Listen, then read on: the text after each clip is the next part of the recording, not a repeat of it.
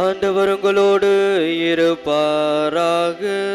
உம் ஆன்மாவோடும் இருப்பாராக. மார்க்கு எழுதிய தூய நற்செய்தியிலிருந்து வாசகம். ஆண்டவரே மாட்சி உமக்கே. ஒருமுறை இயேசுவும் அவர் சீடர்களும் கப்பர்நாகும் ஊரில் நுழைந்தார்கள். ஓய்வு நாள்களில் இயேசு தொழுகை கூடத்திற்கு சென்று கற்பித்து வந்தார். அவருடைய போதனையை குறித்து மக்கள் வியப்பில் ஆழ்ந்தார்கள். ஏனெனில் அவர் மறைநூல் அறிஞரை போலின்றி அதிகாரத்தோடு அவர்களுக்கு கற்பித்து வந்தார்.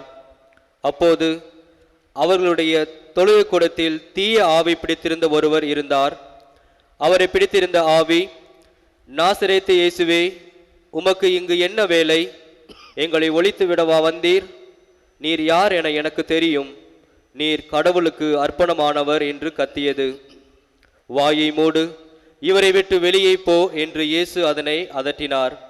அப்பொழுது அத்தீய ஆவி அம்மனிதருக்கு வலிப்பு உண்டாக்கி பெரும் கூச்சலிட்டு அவரை விட்டு வெளியேறிற்று. அவர்கள் அனைவரும் திகைப்புற்று, இது என்ன? இது அதிகாரம் கொண்ட புதிய போதனையாயிருக்கிறதே. இவர் தீய ஆவிகளுக்கும் கட்டளையிடுகிறார், அவையும் இவருக்கு கீழ்ப்படுகின்றனவே என்று தங்களிடையே பேசிக்கொண்டனர். அவரை பற்றிய செய்தி உடனே கலிலேயாவின் சுற்றுப்புறம் எங்கும் பரவியது. ஆண்டவரின் அருள்வாக்கு.